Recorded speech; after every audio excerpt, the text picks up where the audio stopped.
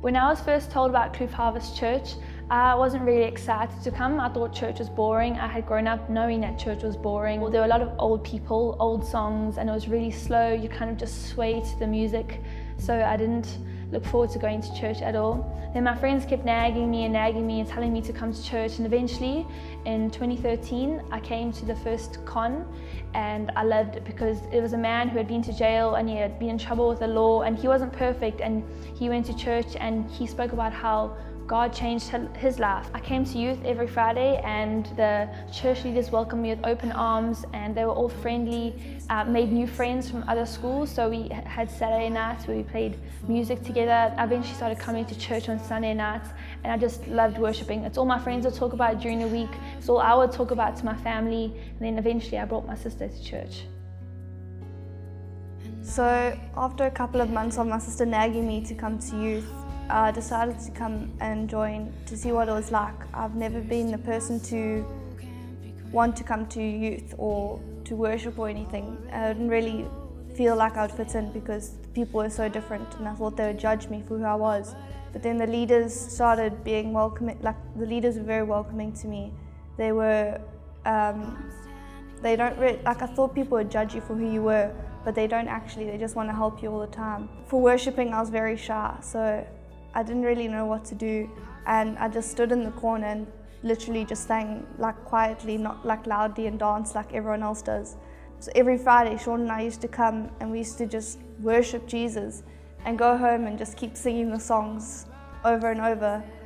And then on a Sunday night, we would come to church and we would just enjoy the services, and then we'd like every night we'd talk to our parents and we'd be like, no, you must come join this church, it's amazing. So then my mom started coming in and she started enjoying it with us.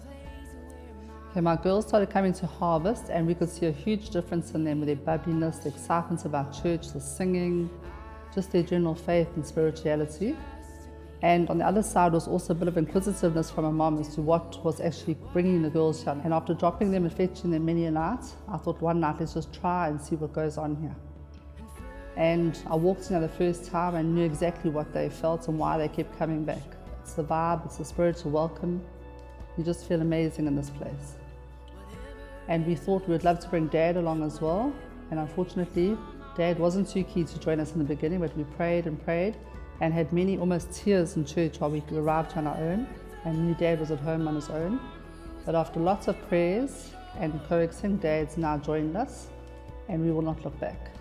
If I can think back to where we were at that point to where we are today, I'm grateful for Kloof Harvest for the fact that Kaylee, my eldest daughter, has grown so spiritually, and on her own she went and put her name down to do the baptism course, and she got baptized in March of this year. We myself, Kerry and Sean, we're fortunate enough to get baptized at Kloof Harvest. It's such a fantastic experience to be able to be baptized and to show everyone at Kloof Harvest that we've given our lives to the Lord. We've grown so spiritually in this church. We're now part of the task team. We help out every 3 weeks setting up church. We'd just like to thank Kloof Harvest for allowing us the opportunity for getting Sean to come to church, to be able to persuade her sister, to open the door for her sister to come, and then for the two of them to be able to get my wife to come. Without the three of them coming to this fantastic church, we wouldn't be here today.